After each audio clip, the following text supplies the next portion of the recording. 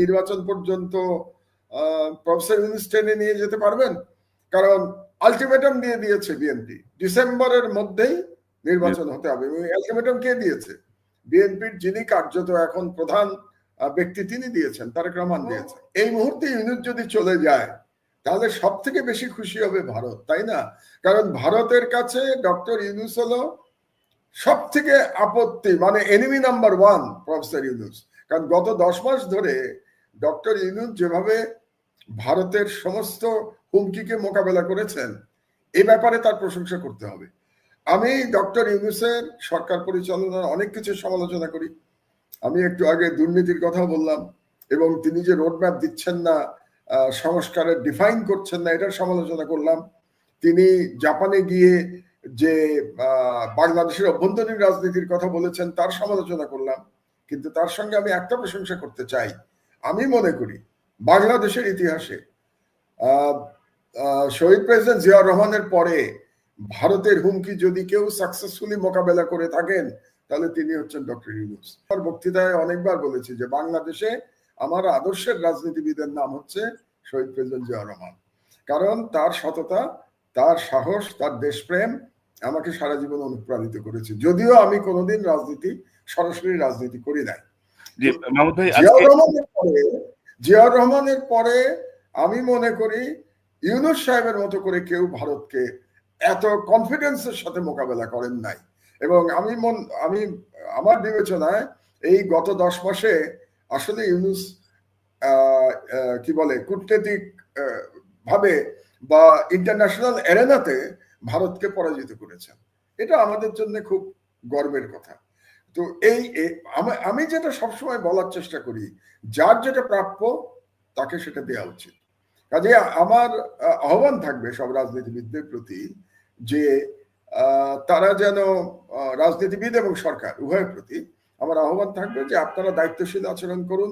যে ভারতকে আমরা পরাজিত করতে পেরেছি আমাদের মহান জুলাই বিপ্লবের মাধ্যমে, আল্লাহর ওয়াস্তে সেই ভারতীয় সাম্রাজ্যবাদকে আপনারা আবার বাংলাদেশে ডেকে নিয়ে আসবেন। যে মৌলিক সংস্কারে কোন দলের কি অবস্থান, এবং সেখানে আমরা দেখছি যে প্রধানমন্ত্রীর ক্ষমতা হ্রাসে বিএনপি আংশিক রাজি, নির্বাচন পদ্ধতি যেটি আছে সেটি বিদ্যমান, জামাত চাচ্ছে সংখ্যানুপাতিক, এনসিপিও চাচ্ছে বিদ্যমান, সংস্কার বাস্তবায়ন পদ্ধতি বিএনপি চায় পরের সংসদ করবে, জামাত চায় গণভোট এবং এনসিপি চায় গণপরিষদ।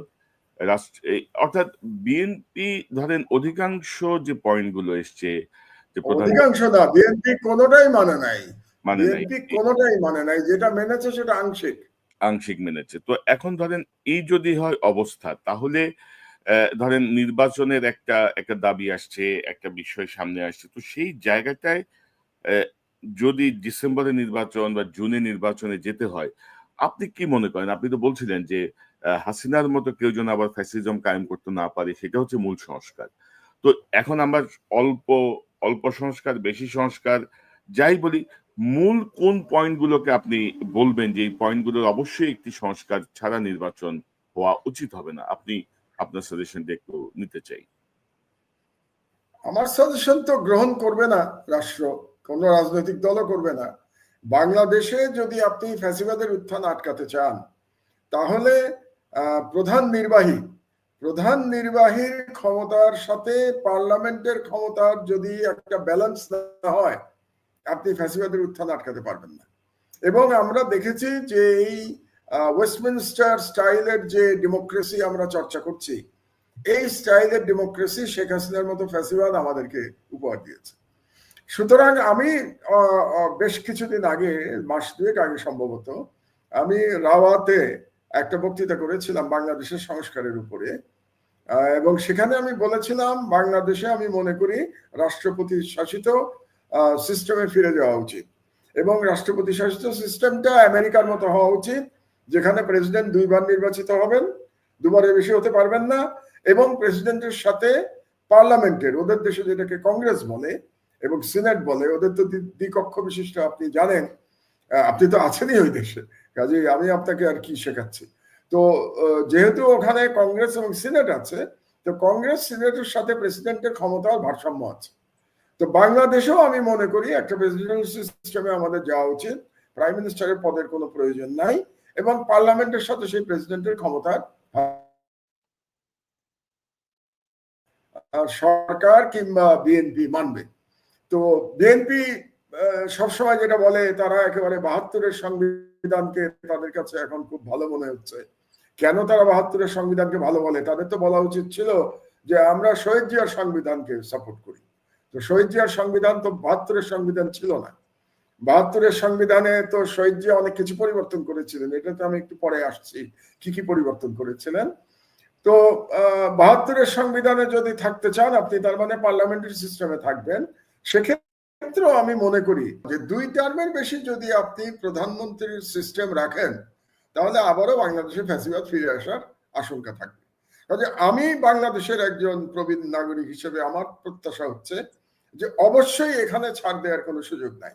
2 টার্মের বেশি বাংলাদেশে কেউ প্রধানমন্ত্রী থাকতে পারবে না। মিনিমাম এটাতে ঐক্যমত হতে হবে। আর এটাতে যদি ঐক্যমত না হয়, তাহলে নির্বাচন যতই করেন না কেন অন্য কোনো সংস্কারের কোনো ভ্যালু আমার কাছে নাই। আর যদি আরো এখানে প্রশ্ন আছে যে ঠিক আছে বিএনপি এখন মানলো, মেনে তারপরে সে ক্ষমতায় গিয়ে এই সংস্কার প্রস্তাব ছুঁড়ে ফেলে দিল, তখন আপনি কি করবেন? কিভাবে আটকাবেন সেটাকে? কারণ আমরা তো ধরে নিচ্ছি যে আগামী নির্বাচনে বিএনপি জয়লাভ করবে। এখন পর্যন্ত তাই মনে হচ্ছে, কোনো অল্টারনেটিভ তো আমার চোখে পড়ছে না। যে বিএনপি জয়লাভ করার কথা, তো বিএনপি জয়লাভ করে তারা যদি সিনসিয়ার না থাকে সংস্কারের উপরে, কোন কোন নেতা কিন্তু বিএনপির বলেছেন যে এই সমস্ত সংস্কার আমরা মানবো না, এরকম বক্তব্য আমরা শুনেছি। তো সেক্ষেত্রে বাংলাদেশের ভবিষ্যৎ আবারও আমাদের হয়তো লড়াইতে নামতে হবে। যেটা আমি আমার লেখায় আমি লিখেছিলাম এই বুধবারের আগের বুধবারে, যে জুলাই বিপ্লব অসমাপ্ত থেকে গেছে, হয়তোবা জুলাই বিপ্লব সমাপ্ত করতে হবে। তো এটা একটা আশঙ্কা তো আমাদের আছেই। কিন্তু আমি তো এখন যেটা দেখতে পাচ্ছি, তাতে কি নির্বাচন পর্যন্ত প্রফেসর ইউনূস টেনে নিয়ে যেতে পারবেন? কারণ আলটিমেটাম দিয়ে দিয়েছে বিএনপি, ডিসেম্বরের মধ্যেই নির্বাচন হতে হবে। এবং আলটিমেটাম কে দিয়েছে? বিএনপির যিনি কার্যত এখন প্রধান ব্যক্তি, তিনি দিয়েছেন, তারেক রহমান দিয়েছেন যে ডিসেম্বরের মধ্যে নির্বাচন হতে হবে। So that's ultimatum. তো এই আলটিমেটাম যদি ইউনূস সাহেব না মানেন, তাহলে তো রাস্তায় তো শক্তি বিএনপি দেখাতেই পারে। তো রাস্তায় শক্তি দেখিয়ে যদি সরকার অচল করে দেয়, তাহলে বাংলাদেশ কি হবে আপনি আমি কেউই জানি না। সুতরাং আমার মনে হচ্ছে যে আগামী অন্তত 2 মাস বাংলাদেশের জন্য খুব গুরুত্বপূর্ণ, খুবই অনিশ্চয়তা বিরাজ করছে। এবং এই 2 মাস পরে আমরা বুঝতে পারবো যে আসলে কি আমরা একটা গণতান্ত্রিক ট্রানজিশন হবে, নাকি আবার আমরা অনিশ্চয়তার মধ্যে যাব, আবার কেওস শুরু হবে। আরেকটি কথা আমি বলতে চাই, শহীদ জিয়ার প্রসঙ্গ যেহেতু এসছে আমাদের, এবং আমি বলছিলাম যে ৭২-এর সংবিধান আর শহীদ জিয়ার সংবিধানের মধ্যে পার্থক্যটা আমি একটু বলবো। 1 নম্বর হচ্ছে যে ৭২-এর সংবিধান বলে তো কিছু নাই, সংবিধান বলে তার এই সংবিধানকে শেখ মুজিবুর রহমানই ধ্বংস করে গেছিলেন, কারণ তিনি বাকশাল কায়েম করেছিলেন, একদলীয় রাষ্ট্র ব্যবস্থা। তো জিয়া রহমান সাহেব এসে আবার গণতন্ত্র ফিরিয়ে এনেছিলেন। তার থেকে একটা বড় ফান্ডামেন্টাল চেঞ্জ করেছিলেন জিয়াউর রহমান। তিনি আমাদের সংবিধানে বিসমিল্লাহির রহমানির রহিম নিয়ে এসেছিলেন। তিনি আমাদের সংবিধানে আল্লাহর প্রতি পূর্ণ আস্থা এবং ঈমান নিয়ে এসেছিলেন।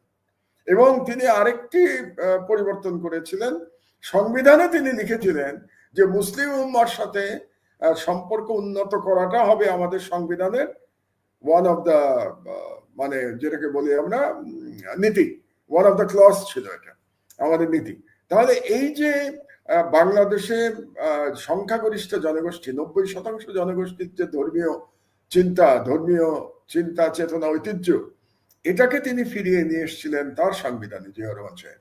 তো এখন আমার কাছে খুব অবাক লাগে যখন আমি দেখতে পাই বিএনপির কোনো নেতার বক্তব্যের মধ্যে আমি শেখ হাসিনার বয়ানের রিপিটেশন দেখতে পাই। এবং সেই বয়ানটা কি, যে বাংলাদেশে এক ধরনের সেকুলার কথাবার্তা দেখতে পাই তারা বলেন, এবং ইন্ডিয়ান বয়ানের সাথে মিলে যায় বিএনপির কোনো নেতার বয়ান। তারা বাংলাদেশে আবার মৌলবাদের জুজুর কথা বলেন, বাংলাদেশে জঙ্গিবাদের কথা বলেন। তার মানেটা হলো যে সময়, মানে আওয়ামী লীগের সময় 16 বছরে যে ইসলাম বিদ্বেষের যে একটা পটভূমি ছিল, এবং লড়াইটা ছিল মুসলমানদের বিরুদ্ধে, ভারতীয় যে লড়াইটা চাপিয়ে দিয়েছিল দুর্ভাগ্যজনকভাবে, যেই দল জিয়া রহমান সাহেব সৃষ্টি করেছিলেন, যেই দলের যিনি আমাদের সংবিধানে বিসমিল্লাহির রহমানির রহিম নিয়ে এসেছিলেন, সেই দল আজকে ভারতীয় ইসলাম বিদ্বেষী বয়ানের কথা বলছে। তো এটা একটা, আমি মনে করি এটা একটা মেরুকরণ হচ্ছে, নতুন ধরনের মেরুকরণের দিকে আমরা বোধহয় যাচ্ছি। এবং এই মেরুকরণ আমরা মিডিয়াতেও দেখতে পাচ্ছি, মানে বিএনপি সমর্থক মিডিয়াতেও আমরা এই ধরনের মেরুকরণ দেখতে পাচ্ছি। এখন মাহমুদ ভাই, যে ধরেন আমরা এই সরকার গঠন হওয়ার পর থেকে আমরা তো বলবো যে আপনি সহ আমরা আলোচনা করেছি যে উপদেষ্টা পরিষদে যাদেরকে নেওয়া হয়েছে তাদের ব্যাপারে আমাদের পর্যবেক্ষণ ছিল প্রথম থেকেই, এবং এখন ক্রমশ যত দিন যাচ্ছে আমাদের পর্যবেক্ষণগুলো কিন্তু যে সত্য পর্যবেক্ষণ ছিল বা আমাদের যে উপলব্ধিটা, বক্তব্যগুলো যে ঠিক ছিল সেটি ক্রমশ প্রমাণিত হচ্ছে। এবং আপনি যদি দেখেন যে 10 মাসে আপনি যদি প্রথমেই বলছিলেন জুডিশিয়ারির তেমন কোনো পরিবর্তনই হয় নাই, মানে কয়েকজন বিচারপতিকে মানে অবসর দেওয়া ছাড়া যে কার্যকর যে পরিবর্তনগুলো, এগুলো কিছুই হয় নাই। সবাই সবার মতো বহাল এবং সবাই সবার মতো কাজ করে যাচ্ছে, উচ্চ আদালত থেকে নিম্ন আদালত পর্যন্ত। আইন মন্ত্রণালয় একটি অকার্যকর মন্ত্রণালয় হিসেবেই অনেকের কাছে মানে মনে হচ্ছে, প্রতিভাত হচ্ছে। তো এবং আপনি যদি দেখেন যে নানা রকমের প্রতিবিপ্লবের চেষ্টা হয়েছে একদম প্রথম দিন থেকেই, নানা রকমের আন্দোলন, নানা রকমের কর্মসূচি, আনসার বিদ্রোহ, উচ্চ আদালতের একটি বিদ্রোহ, কারা বিদ্রোহ, এটা সেটা, অর্থাৎ ইউনূস সরকার কিন্তু শান্তিতে থাকতে দিচ্ছে না। এবং এই প্রতিবিপ্লবের আশঙ্কা আপনি আরো করেন কিনা, এবং সাম্প্রতিক সময়ে আপনি দেখেছেন যে সেনাবাহিনীর সাথে অন্তর্বর্তী সরকারের একটি টার্মোয়েল পজিশনে আমরা দেখলাম যে একদম মুখোমুখি অবস্থান। তো সব মিলিয়ে আপনি কিভাবে দেখেন, এবং উপদেষ্টা পরিষদের ভেতরে কেউ কেউ স্যাবোটাজ করছে কিনা? আপনি যদি দেখেন যে আমি গতকাল একটা অনুষ্ঠান করেছি যে 22 তারিখে ডক্টর ইউনূসের পদত্যাগের বিষয়টা সামনে আসলো, 24 তারিখে জানা গেল যে তিনি পদত্যাগ করছেন না, 25 তারিখে সরকারি কর্মচারী অধ্যাদেশ বলে 25 বলে একটা অধ্যাদেশ জারি করে সচিবালয়কে আনস্টেবল করে দেওয়া হলো, একটা অস্থিরতা তৈরি করা হলো। তো সব মিলিয়ে আসলে প্রতি বিপ্লবের আশঙ্কা কতটুকু, বা এই প্রক্রিয়াটা একটু কি যদি বলেন, কারণ আওয়ামী লীগ বেপরোয়া হয়ে গেছে রিফাইন্ড ওয়েতে ঢুকতে বা সরাসরি ঢুকতে। আপনার বক্তব্যটা একটু শুনি। না, আমি প্রথমে আসি উপদেষ্টা পরিষদ নিয়ে। আমি উপদেষ্টাদের ব্যক্তিগতভাবে কাউকে আমি সমালোচনা করতে চাই না, কিন্তু একটা জিনিস আপনার বলা দরকার যে প্রফেসর ইউনূস যাদেরকে উপদেষ্টা বানিয়েছেন, আপনি দেখবেন যে তারা সবাই প্রায় তার পরিচিত। তার মানে প্রফেসর ইউনূসের হ্যান্ডপিক ব্যক্তিরাই কিন্তু উপদেষ্টা হয়েছে, প্রথমটা বাদ দিলে। প্রথমে তো প্রফেসর ইউনূস হয়তো তখন জানতেন না, মানে 8 তারিখে যারা যারা উপদেষ্টা হয়েছে, কিন্তু পরবর্তীতে যে সমস্ত উপদেষ্টা হয়েছে সবই তো প্রফেসর ইউনূস নিজে হ্যান্ডপিক করেছেন। এটাই আমাদের ধরে নিতে হবে। শুধু উপদেষ্টা কেন, উপদেষ্টা তো সেমি উপদেষ্টা, নানা রকম লোকজন এসছে সরকারে, এবং তাদেরকে প্রফেসর ইউনূসই নিয়ে এসছে। কাজে এটার দায় দায়িত্ব প্রফেসর ইউনূসকেই নিতে হবে। আমি ইন্ডিভিজুয়াল উপদেষ্টাদের এর জন্য দায়ী করতে চাচ্ছি না। এটা গেল প্রথম কথা। দ্বিতীয় হচ্ছে যে উপদেষ্টারা অনেক কাজে ব্যর্থ হয়েছেন, আমি একমত, এবং এটা নিয়ে আমরা আগেও অনেকবার আলোচনা করেছি। কিন্তু সরকারের বর্তমানে যে অবস্থা, সেখানে উপদেষ্টা মন্ডলীর পরিবর্তন করার আর সময় আছে বলে আমি মনে করি না। সেই পরিস্থিতি এখন নাই, এবং উপদেষ্টা মন্ডলী পরিবর্তন করে প্রফেসর ইউনূস এটাকে সামাল দিতে পারবেন বর্তমান পরিস্থিতি, সেটাও আমার কাছে মনে হচ্ছে না। কারণ একটা সরকার টিকে থাকে দুটো ফোর্সের মাধ্যমে, এটা বুঝতে হবে আমাদেরকে। প্রফেসর ইউনূস রাজনীতিবিদ নন, এই জন্য হয়তো তিনি ব্যাপারটা বুঝতে পারছেন না। একটা হলো যে স্ট্রিট পাওয়ার, মানে যে দলটি ক্ষমতায় আছে তার স্ট্রিট পাওয়ার আছে কিনা। আর দ্বিতীয়টা হলো যে মিলিটারি তাকে কতটা, মানে মিলিটারি তো একটা ইনস্টিটিউশন, বাংলাদেশে ইনস্টিটিউশন হিসেবে মিলিটারি তাকে কতটা সাপোর্ট করছে। তো এই মুহূর্তে আমরা যদি প্রফেসর ইউনূসের সরকারের দিকে তাকাই, প্রফেসর ইউনূস কিন্তু এই মুহূর্তেও বাংলাদেশের সব থেকে জনপ্রিয় ব্যক্তি। আমি আপনাকে নিশ্চিতভাবে বলে দিতে পারি, যদি প্রেসিডেন্সিয়াল ইলেকশন হয় এবং প্রফেসর ইউনূস যদি ইলেকশনে দাঁড়ান, আমি মোটামুটি নিশ্চিত যে তিনি ইলেকশনে জিতবেন। এটা ব্যক্তি ইউনূস, কিন্তু ইউনূস সাহেবের সরকার তো জনপ্রিয় না। রাইট। তিনি ব্যক্তি হিসেবে জনপ্রিয়, এটা গেল একটা। আর দ্বিতীয় হচ্ছে যে প্রফেসর ইউনূসের কোনো স্ট্রিট পাওয়ার নাই। স্ট্রিট পাওয়ার বিএনপির হাতে, স্ট্রিট পাওয়ার জামাতের হাতে। আর উনি যেটা আশা করেছিলেন যে ছাত্রদের হাতে স্ট্রিট পাওয়ার থাকবে, সেটা এখন আর নাই। এই 10 মাসে ক্ষয়িষ্ণু হয়ে গেছে ছাত্ররা, বিভিন্ন কারণে হয়েছে। এটা নিয়ে আমি ডিটেলস আলোচনা করতে চাচ্ছি না, আমাদের শো অনেক লম্বা হয়ে যাবে এটা নিয়ে আলোচনা করতে। বাট বাস্তবতা হলো ছাত্রদের হাতে এখন আর কোনো স্ট্রিট পাওয়ার নাই। জামাতের আছে, বাট প্রধানত বিএনপির আছে। আর কার আছে? আওয়ামী লীগের আছে, যে আওয়ামী লীগ এখন পালিয়ে আছে। তো এখন যদি বিএনপি মাঠে নামে প্রফেসর ইউনূসের বিরুদ্ধে, তাহলে বিএনপির সাথে কিন্তু আওয়ামী লীগের নেতা কর্মীরাও মাঠে নেমে যাবে, এটা সম্পর্কে আপনি নিশ্চিন্ত থাকেন। এমনকি ভারত থেকে নির্দেশ চলে আসবে আওয়ামী লীগের প্রতি যে তোমরা ইউনূস বিরোধী আন্দোলনে মাঠে নাও। তার মানে পুরো স্ট্রিট পাওয়ারটা সরকারের বিরুদ্ধে চলে যাবে, ইউনূস সাহেবের বিরুদ্ধে চলে যাবে। ওদিকে সেনাবাহিনীর সাথেও তার দূরত্ব তৈরি হয়েছে।